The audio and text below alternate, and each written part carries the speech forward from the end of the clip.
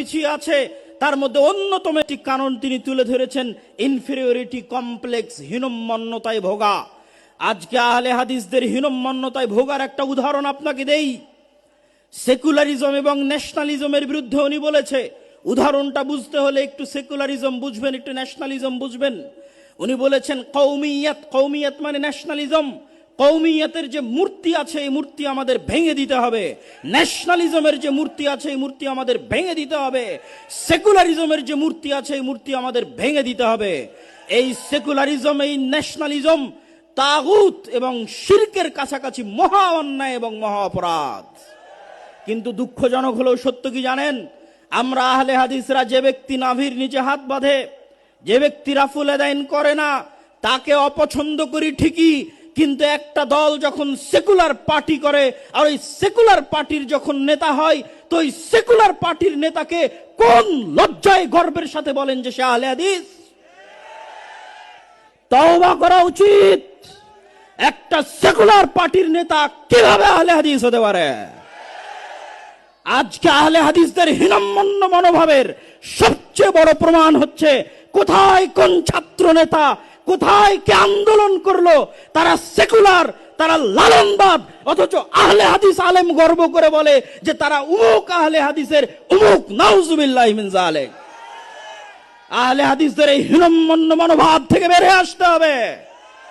একজন আহলে হাদিস রিকশা চালক একজন সেকুলার দলের নেতার চেয়ে হাজার গুণ ভালো।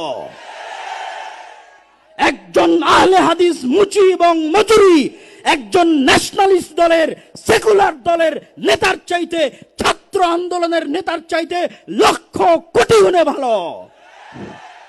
অথচ আহলে হাদিস আলেমের সন্তান যখন প্রধান উপদেষ্টার দরবারে গিয়ে নিজেকে আহলে হাদিস দাবি করে, তখন কেন গায়ে জ্বলে?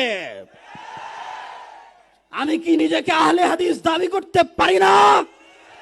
আহলে হাদিস কি ব্রাহ্মণ্যবাদ, যে নির্দিষ্ট একটা গোত্র, নির্দিষ্ট একটা দলের জন্য সীমাবদ্ধ থাকবে?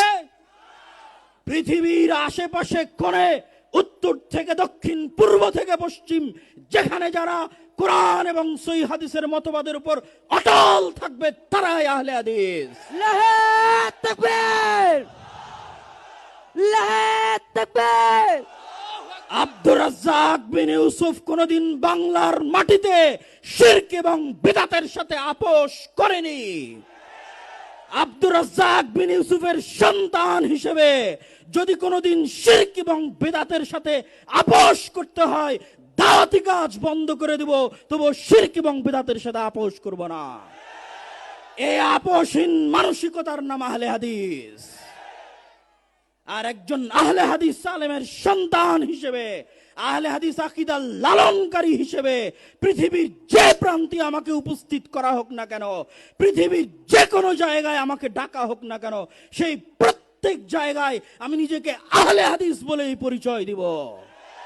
আর গর্বের সাথে বলতে চাই যে একটা সেকুলার পার্টির নেতার চাইতে, লালন মতবাদে বিশ্বাসী নেতার চাইতে একজন আহলে হাদিস রিকশা চালক, একজন আহলে হাদিস দিন মজুর, যার আকীদা সালাফি, যার বিশ্বাস সঠিক, সে বেশি ভালো, বেশি কল্যাণকর আল্লাহ সুবহানাহু ওয়া তাআলার নিকটে।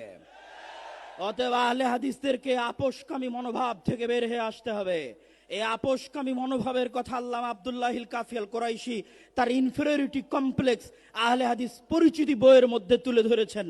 সম্মানিত উপস্থিতি, আহলে হাদিসদের আপোষহীন হতে হবে, নিজেকে নিয়ে গর্ব করতে শিখতে হবে, আহলে হাদিস জাতিকে নিয়ে গর্ব করতে শিখতে হবে। আহলে হাদিস পরিচিতির মধ্যে আহলে হাদিসদের কি দায়িত্ব এবং কর্তব্য তার গুরুত্বপূর্ণ দিক নির্দেশনাও আল্লামা আব্দুল্লাহিল কাফি আল কুরাইশি রাহিমাহুল্লাহ দিয়ে গেছেন। আরো গুরুত্বপূর্ণ দিক নির্দেশনা আল্লামা ইবতিসাম ইলাহি জহির হাফিজাহুল্লাহ তিনি আপনাদের সামনে দিয়ে গেলেন। আমি আমার বক্তব্য দীর্ঘায়িত করছি না, বক্তব্যের শেষে এতটুকুই বলবো, আল্লাহ সুবহানাহু ওয়া তাআলা বলেছেন ওমাই ইয়াকফুর বিত্তাগুত, আগে তাগুতকে অস্বীকার করতে হবে। ইব্রাহিম আলাইহিস সালাতু ওয়াস সালাম বলেছেন যে ইন্না বুরাউম মিনকুম, তোমরা যেই সমস্ত শিরকের ইবাদত